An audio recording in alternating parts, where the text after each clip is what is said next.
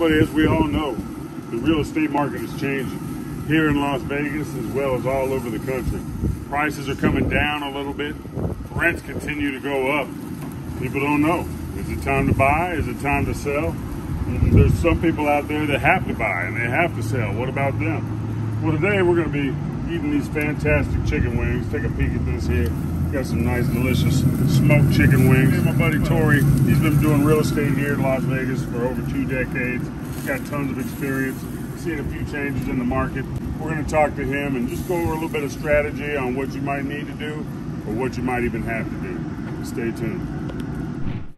Buddy, I'm sitting here with Torres Ramey, proud veteran, longtime realtor, and all-around great guy. How you doing today, Torres? I'm doing good. All right, really appreciate you doing this with me today. Me and Torres are going to have a little bit of lunch and talk just a little bit about this change in market. Before we get too far into it, what do you think about this townhouse? I really like it. I like the fact that it's close to UNLV. It's an investor's dream for sure. 4 bedrooms. Very hard to get 4 bedrooms in a townhome anymore.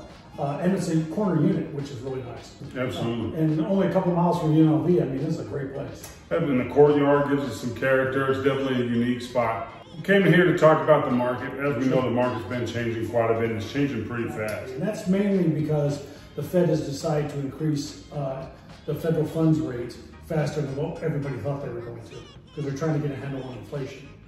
Right. So things are changing faster because of that reason.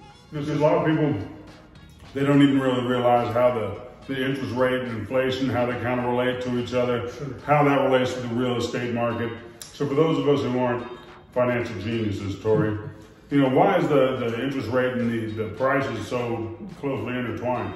Well, everybody always watches the interest rate and these higher prices. When the prices are low, people mostly don't care about the interest rate because it doesn't really affect their payment very much.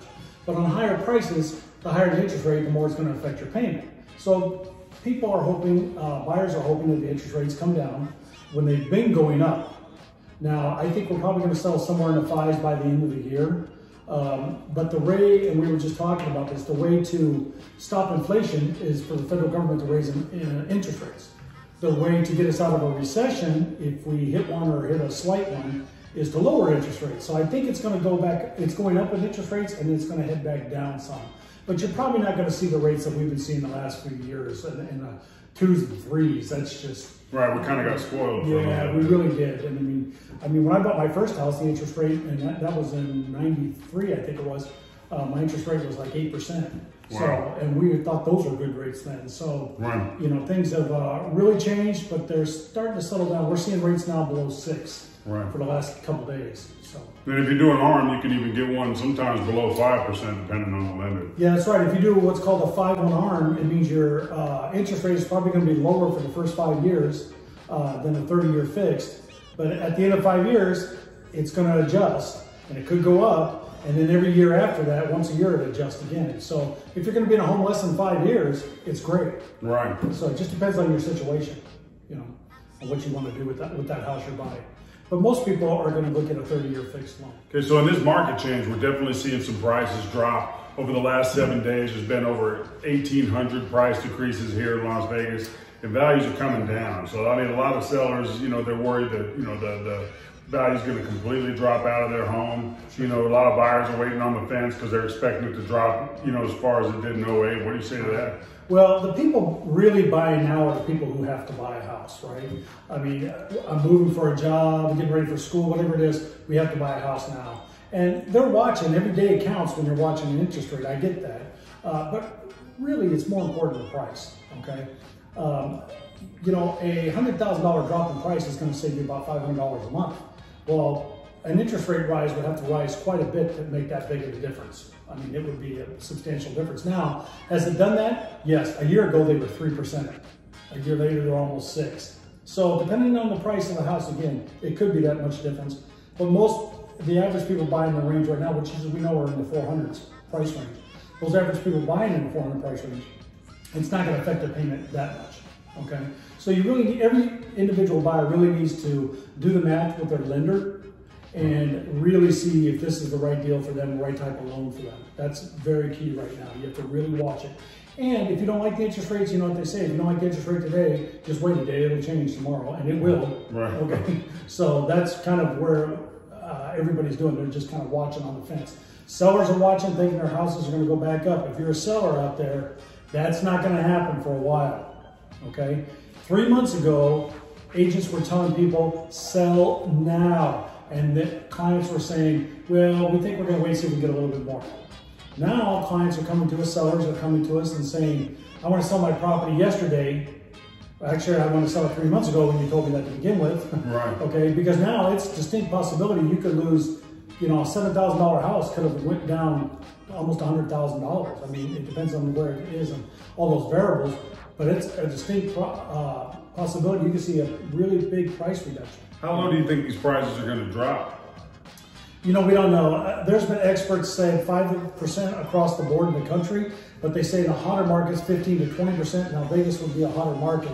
I think it's probably going to be about a 15% drop on average, but again, it depends on the price range. The lower dollar houses, it's not going to be as big of a price drop as the higher dollar houses because there's not that much flexibility, right?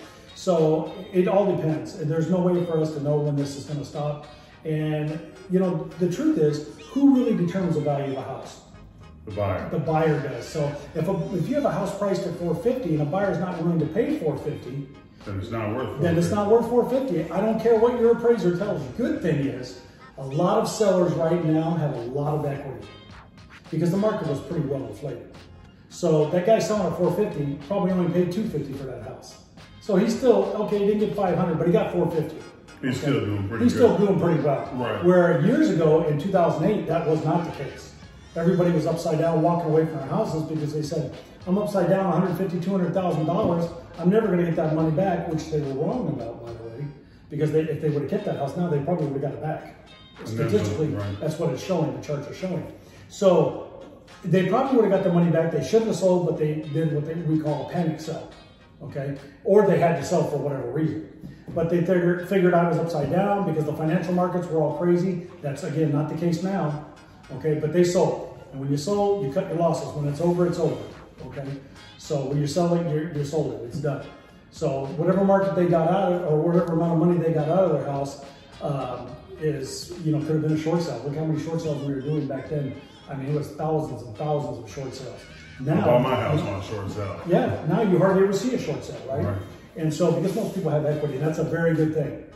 Isn't that kind of protecting the whole bottom from falling out? It does. This market now is a matter of supply and demand also, which is changing. We have double the amount of houses on sale now that we did a few months ago, okay? And it's probably going to get more.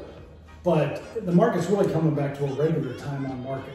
You know, we used to say 4 to 6 months was a regular time on market. Well, we're heading back to that range. Right now, the average time on market is about 3 to 4 months right in there, depending on the price range, okay? You could really get technical with the statistics, but it's about 3 to 4 months. It used to be 37 days, you know, and we all know that when we put a property on sale, we had 20 offers in an hour. It was just ridiculous, okay? And so, but those days are gone. We're getting back to more of a regular market now. But if you bought your property right, you know, several years ago, or you bought it back in 08 and 09, whenever everything was going down, you're going to be sitting in a very good equity position. And now, you know, once it's went up and it started to go back down, now you know you hit the peak and you need to sell, and this is where you need to be to sell at, okay? You got the max out of your money. You're not guessing anymore out of your house, okay? So that's the key thing. But the greatest thing is the equity. A lot of people say, I'm going to wait for the market to crash like it did before. Well, that's not going to happen. The financial market and the mortgage industry is what caused us the big crisis before. There are many, many, many safety areas that have been put into place with mortgage-backed securities and things to change that entire thing. And now, the market, what we're seeing now, the decline has got nothing to do with mortgage companies. But that's not going to happen anymore. The banks, even though it will lighten up, you'll see it getting a little bit easier to get a loan here in the next couple of years. It's not going to go back to the way it was then, you know.